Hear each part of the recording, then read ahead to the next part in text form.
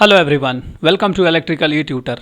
तो ये हमारा कैलकुलेटर का लेक्चर सीरीज चल रहा था और हम लोग लास्ट क्लास में देखे थे कैलकुलेटर का फर्स्ट क्लास था। ये हमारा कैलकुलेटर का सेकंड क्लास है जिसमें हम लोग जानेंगे जो हम लोग लास्ट क्लास में देखे थे उसी का हम लोग कुछ बेसिक कैलकुलेशन करने यहाँ पे सीखेंगे। ठीक है, तो लास्ट क्लास में हम लोग जाने थे बहुत सारा चीज़ यहाँ पे था।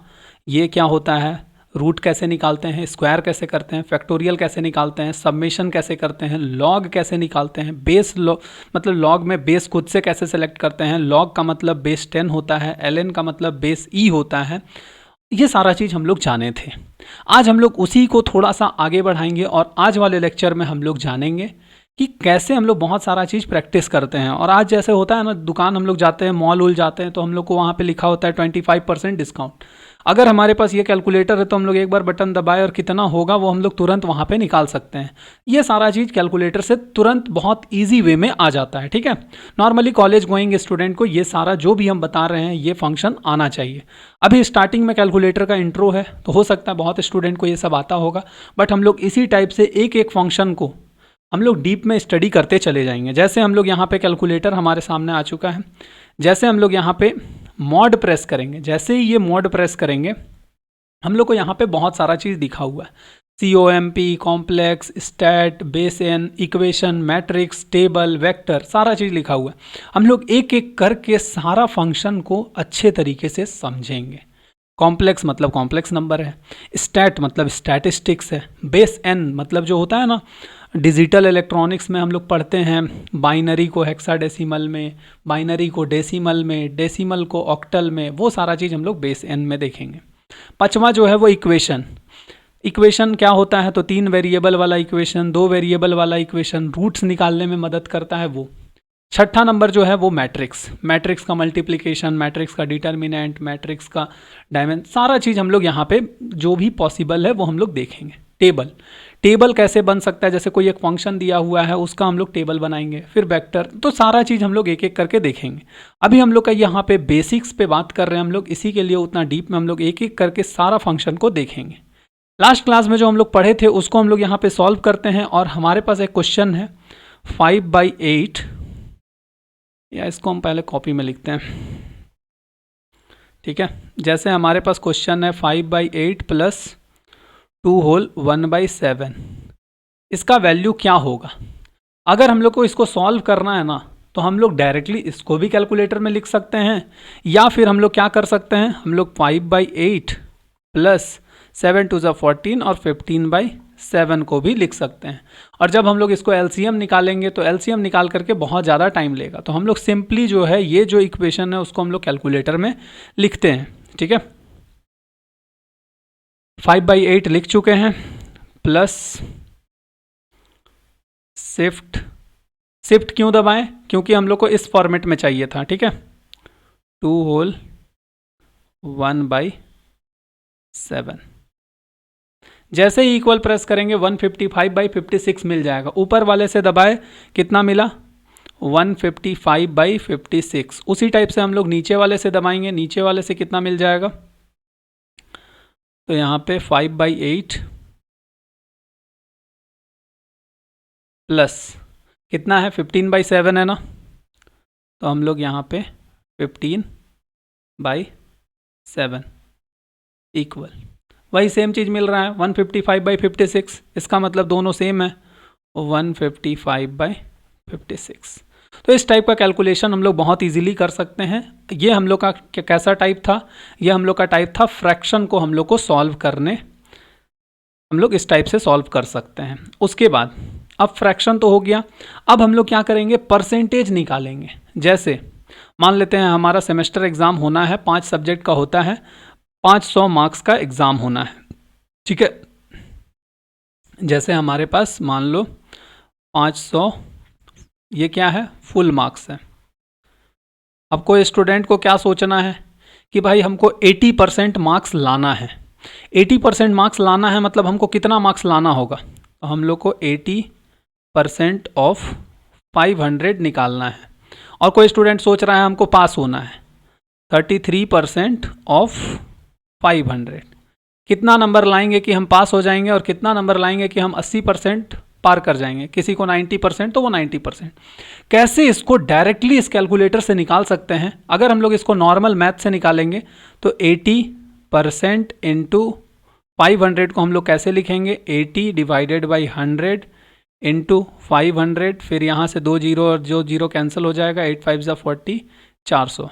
मतलब अगर 500 नंबर का एग्ज़ाम होता है और वो 400 नंबर लाता है तो इसका मतलब वो 80% तब लाएगा। तो उसका टारगेट ये बन गया कि हमको 400 से ज़्यादा लाना है। यहाँ तो थोड़ा आसान बन गया, लेकिन यहाँ पे टफ हो जाएगा वो चीज़। 33/100 इंटू 500, तो ये 5 3 ज़ा 15, 5 3 ज़ा 15 और 16। तो इस टाइप से हम लोग को कैलकुलेशन करना पड़ेगा, लेकिन कैलकुलेटर हम लोग को डायरेक्टली आंसर दे देता है।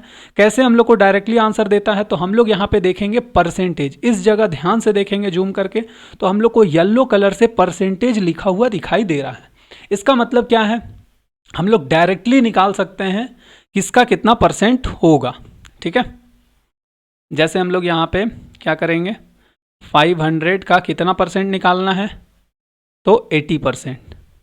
तो यहाँ पे 80, 500 मल्टीप्लाई विथ 80% के लिए ये तो येलो पहले शिफ्ट दबाना होगा, उसके बाद फिर परसेंटेज। तो शिफ्ट दबाएंगे, जैसे ही शिफ्ट दबाएंगे ऊपर में यहाँ पे एस लिखा हुआ दिखाई देगा। ठीक है, यहाँ पे एस लिखा हुआ दिखाई देगा। अल्फा दबाएंगे, ए लिखा हुआ दिखाई देगा। वो कंडीशन को बताता है, कल बता चुके थे। ठीक है, तो यहाँ पे हम दबा देंगे, ये हम लोग को 400 दे दे रहा है।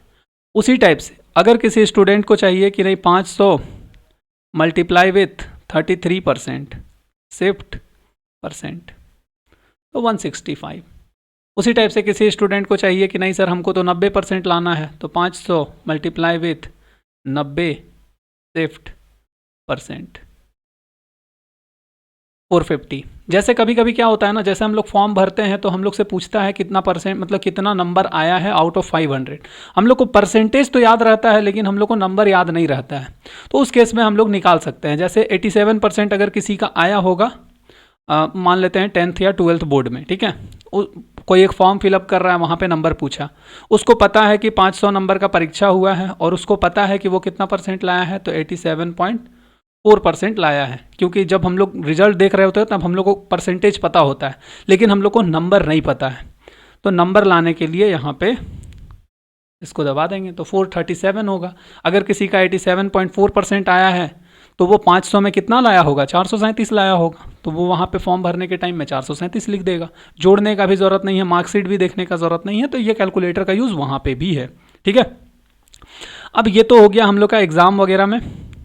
अब दूसरा में क्या होता है, जैसे हम लोग दुकान जाते हैं, मॉल मतलब कुछ भी खरीदने गए, मान लो सपोज़ करो शॉपिंग करने के लिए गए हैं और हम लोग वहाँ पे देखे कुछ और प्राइस है 2599 और नीचे में लिखा हुआ है 12% डिस्काउंट। ठीक है, और 35% डिस्काउंट या फिर 75% डिस्काउंट। तो ये नंबर को हम लोग मतलब हम लोग को वो नंबर और ये नंबर भी दिखाई देता है, हम लोग अट्रैक्ट हो जाते हैं कि यार कितना देना पड़ेगा। तो हम लोग फटाफट, अगर हमारे पास मोबाइल है तो मोबाइल में भी कर सकते हैं। हालांकि मोबाइल में भी अब कैलकुलेटर आ गया है साइंटिफिक वाला, तो हम लोग उसको भी कर सकते हैं। अदरवाइज़ हम लोग कैलकुलेटर से फटाफट देख लेंगे कि कितना परसेंट होगा। ये हम लोग तुरंत कैलकुलेटर से बहुत ईजिली निकाल सकते हैं, बट अगर हम लोग देखेंगे, दिमाग लगाएंगे, अच्छा इसका 10% मतलब 250 होगा, 250 को इसमें घटा देंगे, इस टाइप से हम लोग को दिमाग लगाना पड़ेगा। बट अगर हमारे पास ये कैलकुलेटर है तो हम लोग दुकान में ही फटाफट एक बार किए, हम लोग को डिस्काउंटेड प्राइस मिल गया। कैसे डिस्काउंटेड प्राइस मिल गया? अगर इतना प्राइस डिस्काउंट है, इसका मतलब ये डिस्काउंट इसी में तो मिल रहा है ना। इसी के लिए हम लोग सबसे पहले क्या करेंगे, हम लोग सबसे पहले जो प्राइस है कितना है 2599, अरे ये क्या हो रहा है 2599, ये प्राइस है। इसी में से हम लोग को डिस्काउंट निकालना है, तो माइनस। डिस्काउंट मतलब क्या होता है, उतना सब्सट्रैक्ट होगा ना, या जोड़ेंगे, सब्सट्रैक्ट होता है, ऑब्वियस सा बात है, दाम कम होता है, उसी के लिए तो डिस्काउंट बोला जाता है। कितना परसेंट डिस्काउंट चाहिए? 12%। किस में? इसी में ना। तो हम लोग फिर से वो नंबर लिखेंगे 2599 इंटू 12%, इस टाइप से।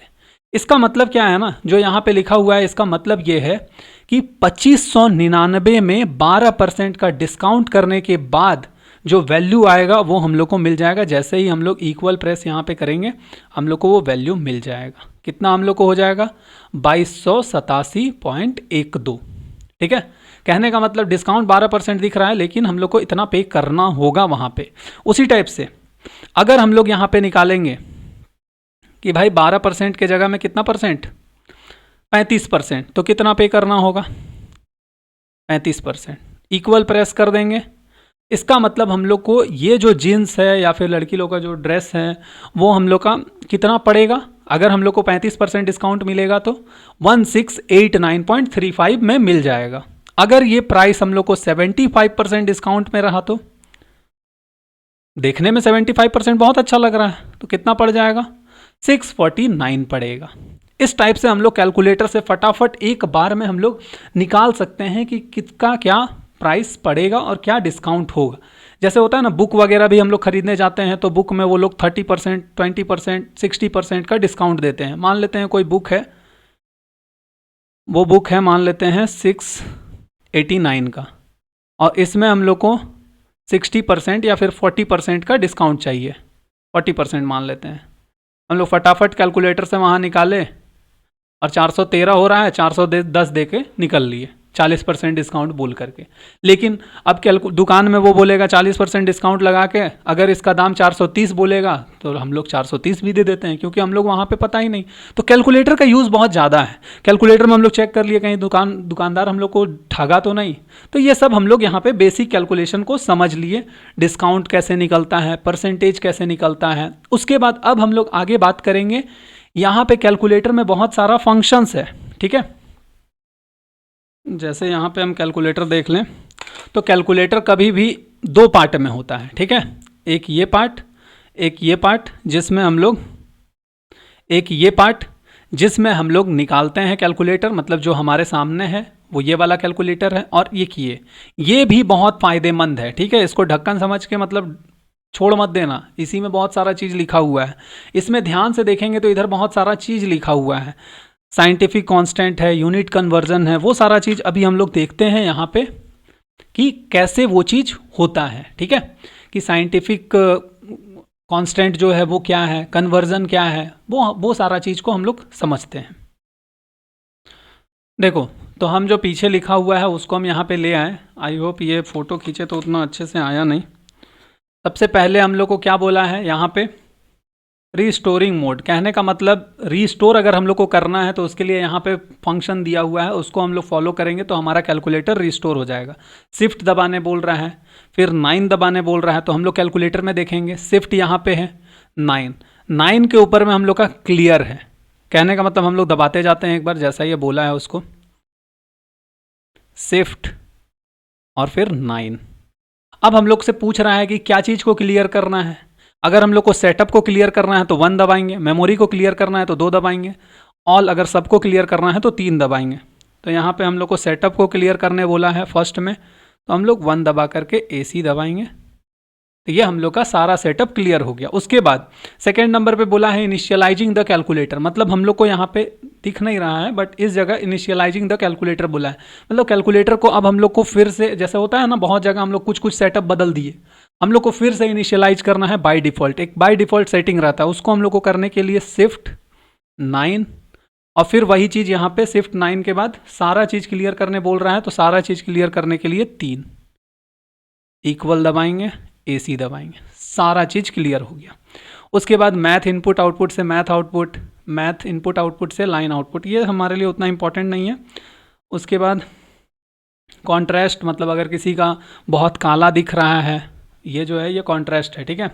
अगर किसी का बहुत काला दिख रहा है तो वो ब्राइटनेस बढ़ा सकता है, घटा सकता है, ठीक है। बाकी यहाँ देखेंगे तो हम लोग को दिखेगा साइंटिफिक कांस्टेंट। साइंटिफिक कांस्टेंट जो होता है ना, उसमें बहुत सारा चीज़ लिखा हुआ है, MP, MN, ME, फिर ये F, ये एप्सिलॉन नॉट, ये सिग्मा, इस टाइप से।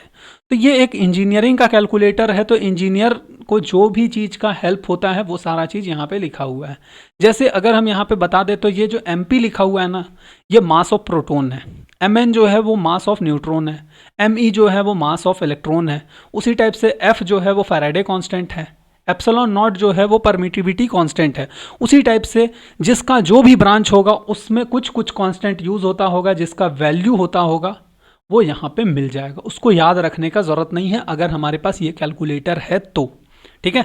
जैसे मेरा ब्रांच इलेक्ट्रिकल है और हमको चाहिए क्या, एप्सिलॉन नॉट का वैल्यू। ये एप्सिलॉन नॉट जो है ये एक परमिटिविटी है, इलेक्ट्रिक परमिटिविटी, उसका वैल्यू हम लोग को निकालना है। तो कैसे निकालेंगे, यहाँ पे दिया हुआ है शिफ्ट दबाओ, 7 दबाओ और इसका जो भी नंबर है वो दबाओ। तो एप्सिलॉन नॉट कहाँ पे है, 32 में है, तो हम यहाँ पे पहले दबाएंगे शिफ्ट, उसके बाद 7। क्यों 7 दबाने बोल रहा है, तो 7 के ऊपर में येलो कलर से CONST मतलब कांस्टेंट, इसी के लिए हम लोग 7 दबाएंगे। अब पूछ रहा है 1 से 40 तक कौन सा नंबर, तो यहाँ पे जो सीरियल बना होगा ना 1 से 40 तक बोला है, जिसमें अगर हम लोग 32 दबाएंगे तो हम लोग को एप्सिलॉन नॉट का वैल्यू मिलेगा, ठीक है। 32 हम दबा देते हैं, तो यहाँ एप्सिलॉन नॉट मिल गया। इसका वैल्यू के लिए इक्वल प्रेस करेंगे तो यही होता है इसका वैल्यू। ये हम लोग को याद करना पड़ता है, बट हम लोग के पास अगर ये कैलकुलेटर है तो हम लोग को याद करना नहीं पड़ेगा। उसी टाइप से mass of proton, mass of neutron, mass of electron check कर लेते हैं। मास ऑफ इलेक्ट्रॉन बहुत फेमस है। मास ऑफ इलेक्ट्रॉन कितने नंबर पे है, तो पहले शिफ्ट, कांस्टेंट के लिए 7, कितने नंबर पे है मास ऑफ इलेक्ट्रॉन, 3 नंबर पे है। तो हम लोग यहाँ पे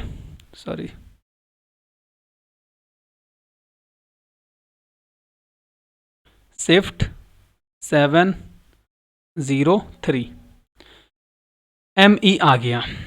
Me आने के बाद यही होता है मास ऑफ इलेक्ट्रॉन, ठीक है। उसी टाइप से मास ऑफ प्रोटॉन है, उसी टाइप से फैराडे कांस्टेंट है, ठीक है। जो भी हमारा होता है उसको हम लोग देख लेंगे।